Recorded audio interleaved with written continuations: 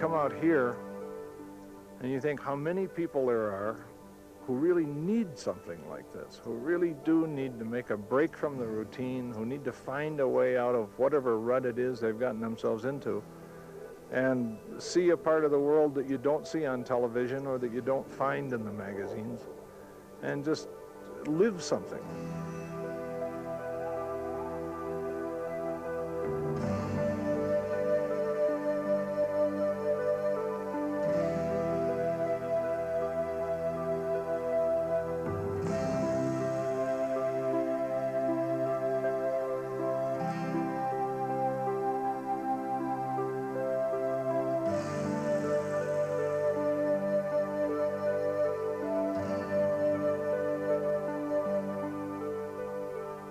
To the geologist, the Great Divide is nature's treatise on the formation of the Earth. To the geographer, the divide is a line on a map that splits the Americas into eastern and western watersheds. That's the divide right there. So where the cars are parked, the divide. To Tom Collins, graduate conservationist and avid four-wheel drive fan, the Great Divide is a challenge you can't ignore. And then we have one more pass. The idea to drive the divide, it started when I first moved to Colorado and I started driving the high passes.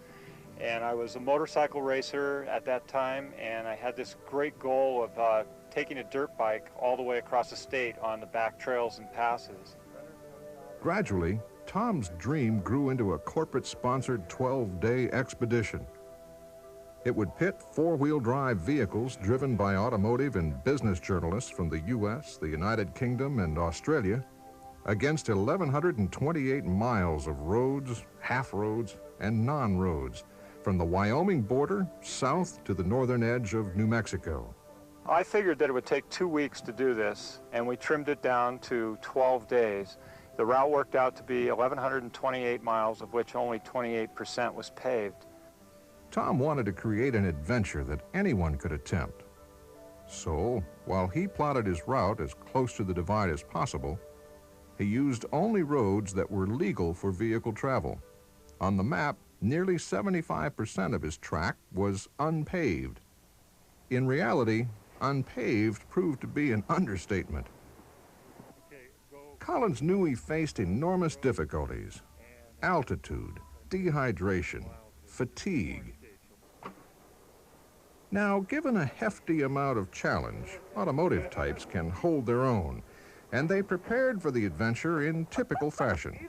I've been running the stadium stairs at Bloomfield Hills Andover High School in Michigan, up and down for 20 minutes. Well, actually, I stayed up pretty late every night trying to get all my work done. Gotten used to the idea that I'm not going to be able to breathe real well. And along with the challenge of the divide itself, some had extra goals to accomplish along the way. I'm looking for some old memories and even my great-grandmother's grave.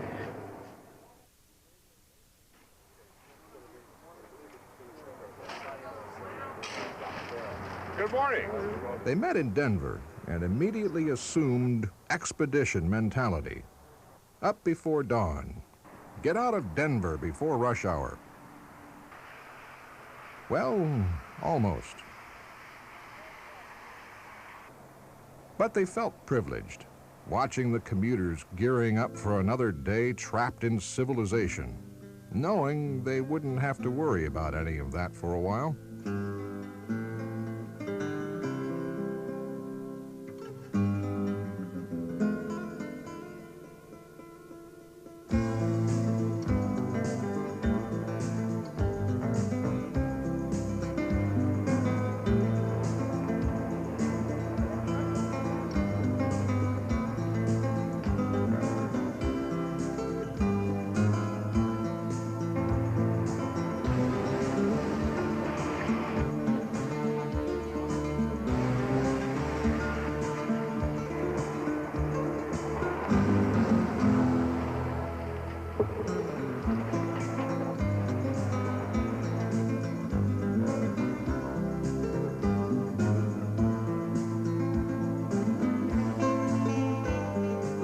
Suddenly, at Hans Peak, the divide's existence came to life in spectacular fashion.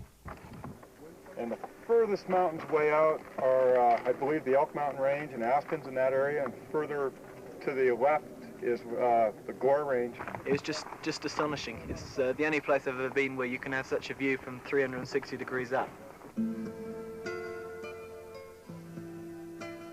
I think when most people from the UK, and I think that applies to Europe too, come to the States, they tend to go to three places, either Miami or LA or New York. And they might visit the tourist sites around those places, but they would very rarely come to an area like this, or even know that it existed. At Rollins Pass, 11,671 feet, the expedition broke through above the timberline, and the divide took on a new kind of majesty.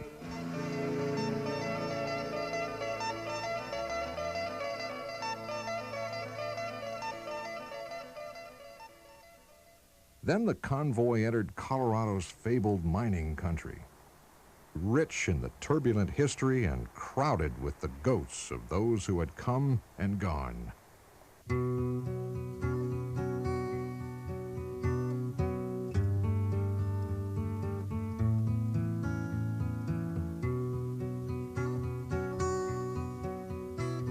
They came out of the shafts in the wintertime, and the wind was blowing so hard that they all strapped each other together with ropes, and then each one of them took a double jack, which is the big sledgehammer, and they each had a double jack in their hand to hold them down, and they walked down through the snow to the bunkhouse. What a life, huh?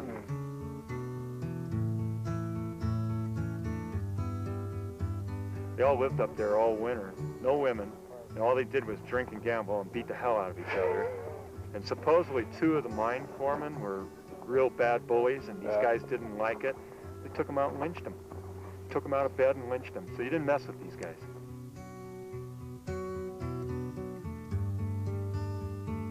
I think one of the big impacts that a trip such as this one has on you is when you go back and you think about the people who were the first here after the Native Americans. And the very idea of looking at some of these mountains and saying things like, well, why don't we just hitch up a few oxen and get some wagons and cross these things is all but inconceivable to those of us in the modern day. It's how in the world somebody had the courage and the grit to go and do something like that is almost beyond comprehension of today's citizen.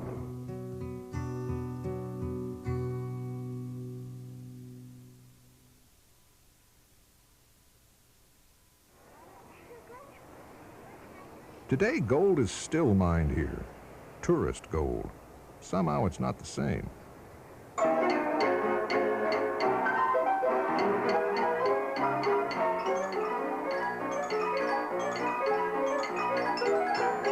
on back, we got all kinds of burgers, all kinds of chili and things, and we got a show, a good family show at 3. What is this Land Rover expedition? I see all these vehicles going through here and wonder what they're all about.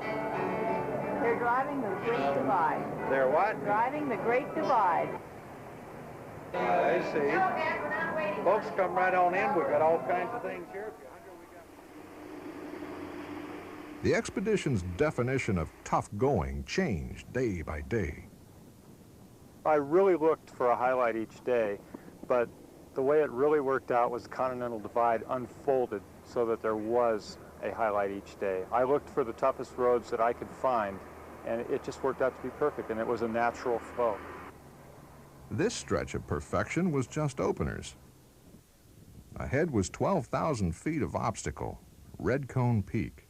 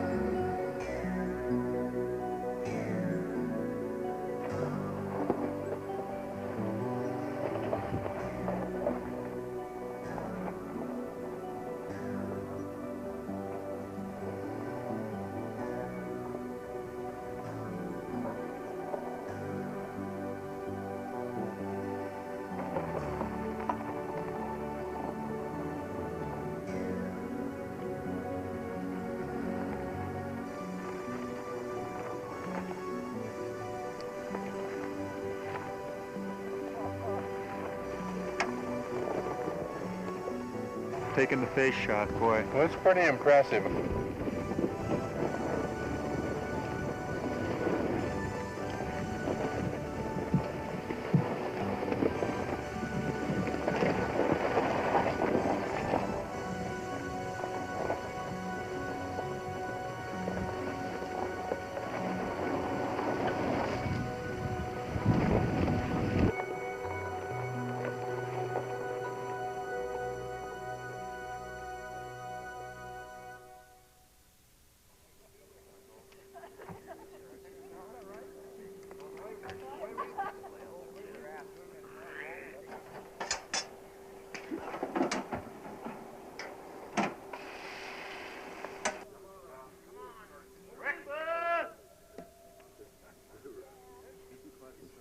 To stay on schedule, the expedition drove long hours.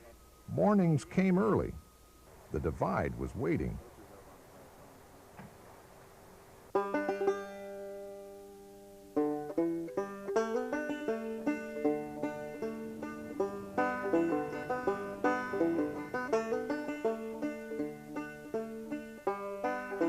In 1860, miners called Mosquito Pass the Highway of Frozen Death. Its summit is over 13,000 feet, making it the highest through road in North America.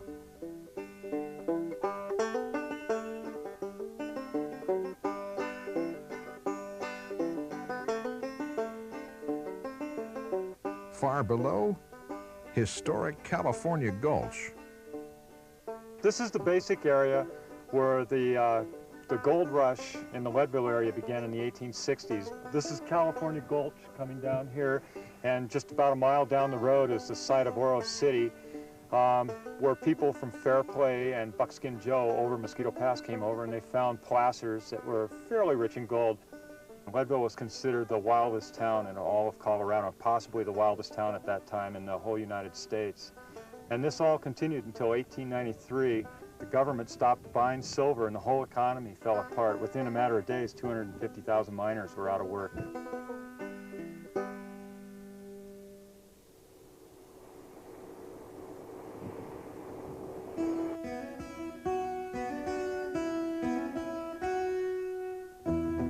This is a road that was built by the Aspen Town and Land Company in, I believe it was 1881, so that they could transport their gold and silver out towards the railroad in Buena Vista.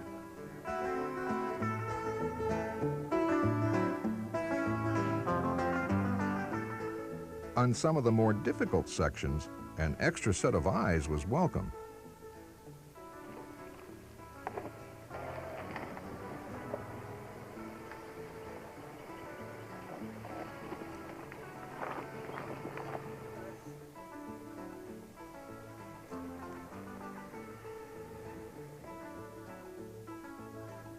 The tough driving was often risky, but egos were also at risk.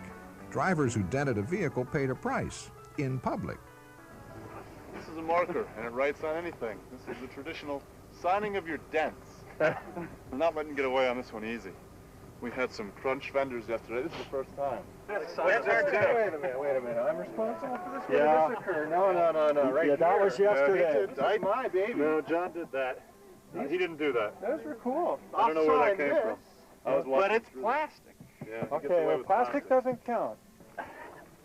But it was on a big rock. It was a hard rock. Was that today? But that was yesterday. So that was just, yeah. There you go. Congratulations. Thank you. Representatives of the U.S. Forest Service's Tread Lightly program helped everyone develop an appreciation for just how fragile this rugged-looking environment really was.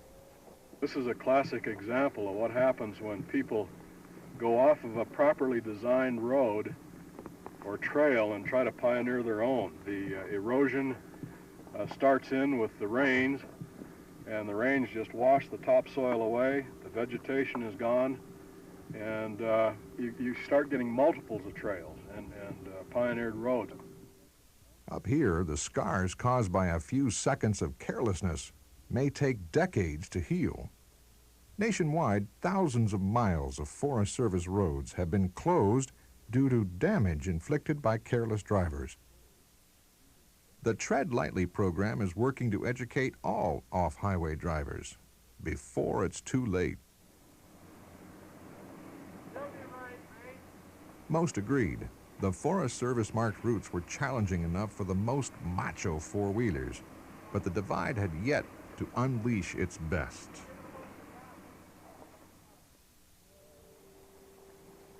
Near the town of Tin Cup, the expedition paused at a mountain cemetery so that one of the members of the expedition, journalist Denise McCluggage, could visit the grave of her great-grandmother. Abby Weston. Daddy used to come up here, I guess, when he was like 7 years old. That must have been 1897, 98, something like that. And come over St. Elmo Pass drawn by horses. If the horse got loose, you know, the whole great team, and if one started slipping over the side, they just cut it loose and let it go, otherwise it'd pull the wagons over. I don't know whether he was telling the truth or not, but we were wide-eyed. For safety, navigation, and conversation, the convoy was linked by radio. In case of trouble, a support vehicle, a Land Rover 110, brought up the rear.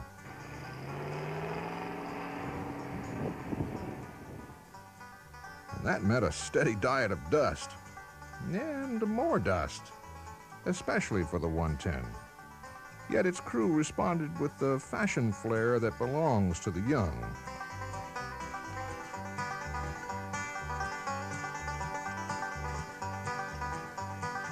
The expedition was built around the driving and the scenery, but the people made it special. Urban wild rice, fresh Olathe corn.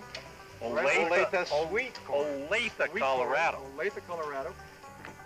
There was the 110 gang, John, the expedition's chief gopher, Jonathan, the driver, and Mark, the paramedic.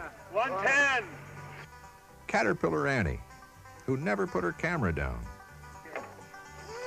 The mechanics, the cheerleaders, wandering minstrels, aerialists, and Gunner was everywhere. He had to be. He was the expedition's official photographer. His talents never ceased to amaze. No, wait, I can do this. I can't do this.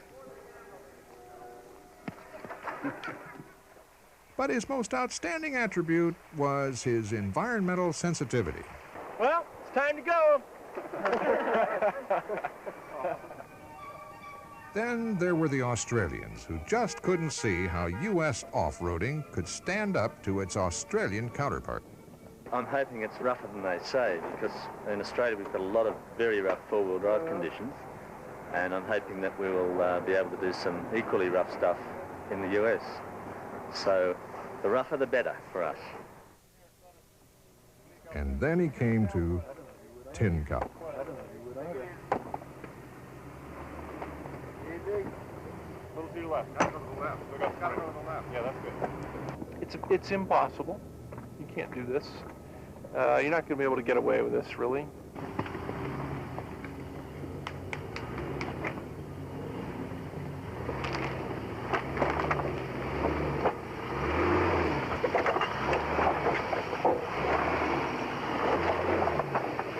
Now the other way. Come on. Now, this is the hardest, most technical rock climbing we have on the whole trip.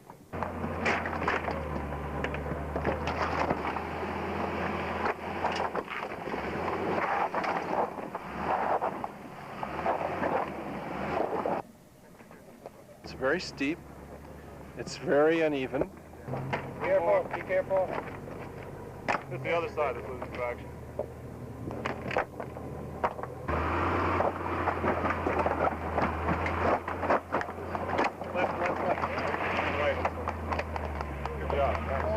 That was the most difficult piece of four-wheel drive I ever did.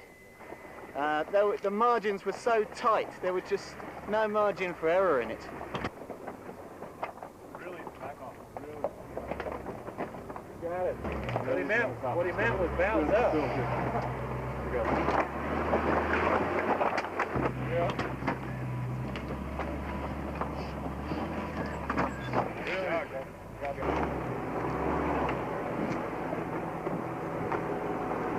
these things are doing extremely well, and I'm very impressed.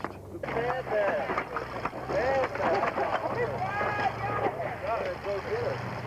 was hard, wasn't it? They shouldn't sell those to humans. They didn't.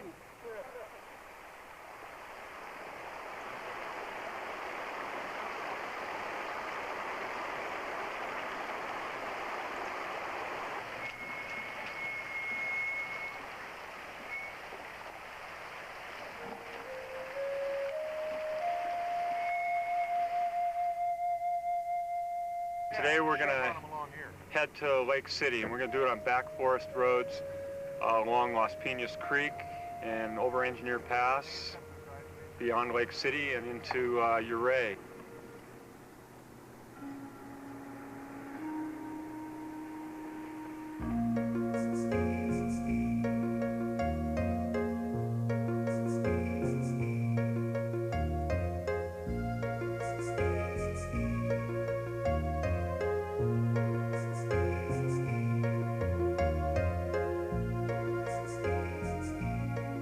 Lunch was a chance to relax and let off steam.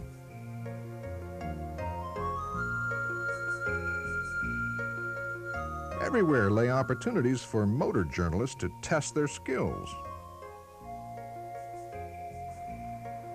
Damn thing won't start. What do you think of this ride so far? Oh, it's been a bit rough on the vehicle, but we're holding up okay.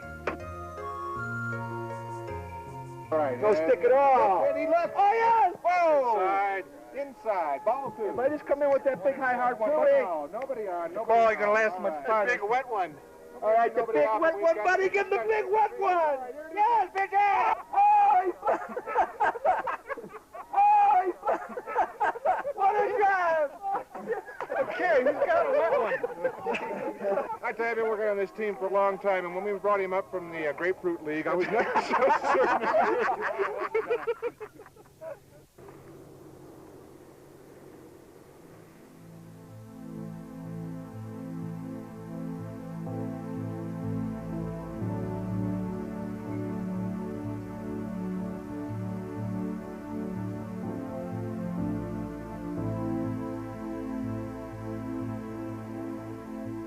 The bad part of the drive is that there isn't a magazine page big enough to take in all the mountains.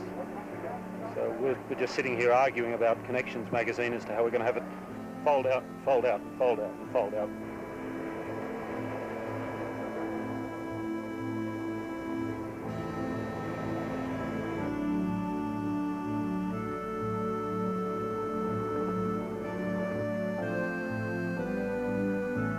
There's a kind of magic in mountaintops that moves people. Engineer Pass proved it.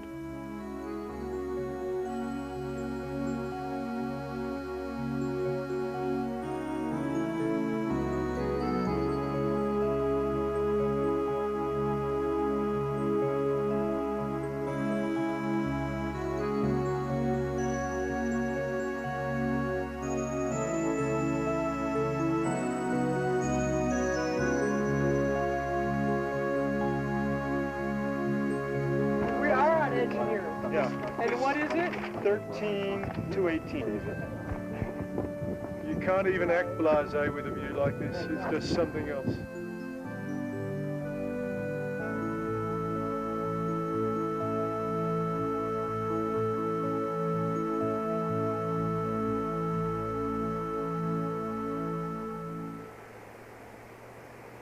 Expedition members came to view pavement with contempt, but nobody could argue about the scenery on the million-dollar highway out of historic Ouray.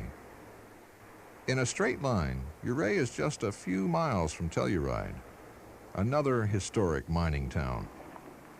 In colorful Corkscrew Gulch, there are no straight lines, and the gulch is the approach to a four-wheel tightrope walk that even hard-bitten Coloradans talk about in hushed tones. Black Bear Pass.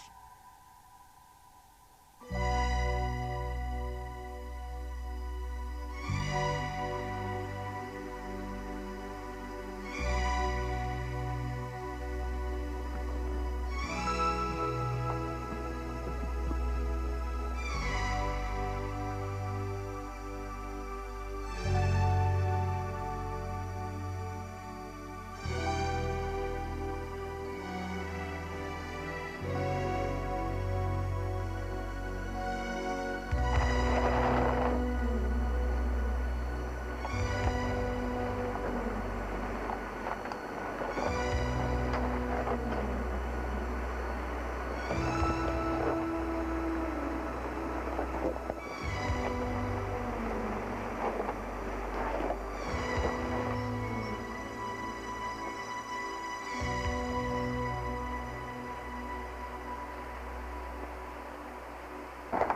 like a walk in the park.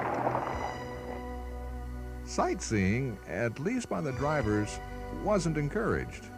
Drivers watched the switchbacks, and passengers watched the drivers.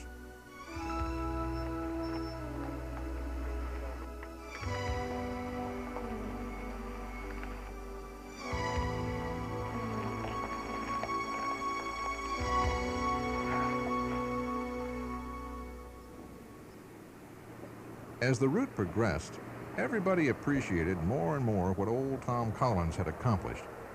And he got his reward, thanks to a mountain lake and a small wager. How far you got to swim?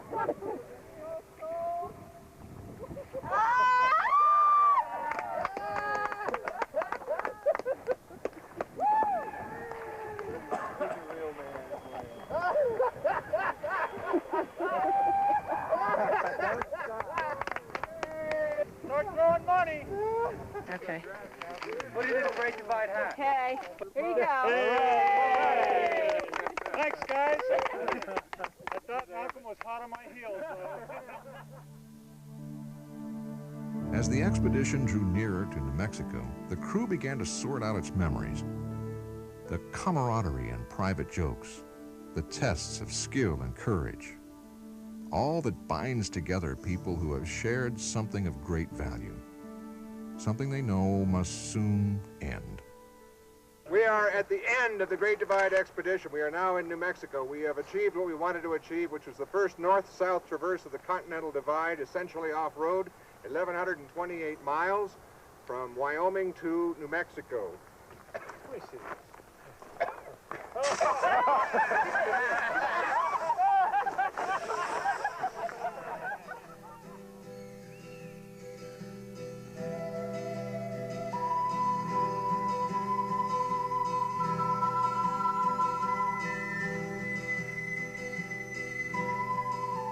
I never get tired of it because it's always wonderful. This is something that everybody ought to do, and unfortunately only a few will. But if somehow people could understand that it's available to them and it's perfectly possible for them to do it, it would enrich their lives.